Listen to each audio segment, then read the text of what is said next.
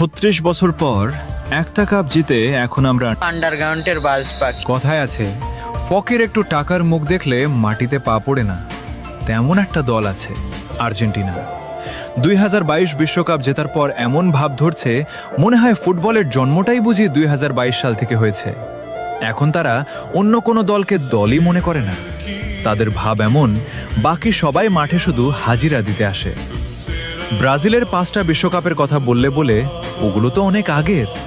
আরে ভাই, পুরনো বলে ইতিহাস কি ডিলিট হয়ে যায় নাকি? তারপর আবার বলে সব বাপদাদার অর্জন। আচ্ছা ভাই, ইতিহাসের কথা তুললে পুরনো কথাই তো আসবে। আর তোমাদের ইতিহাসে তো ডিয়েগো মারাদোনার সেই হাতের গোলের গল্প আছে।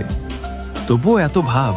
আর আমাদের বাপদাদাদের ছিল জমিদারি, 5টা কাপ রেখে গেছে উত্তরাধিকার হিসেবে। If you don't mind, Argentina সাপোর্টাররা কি আবার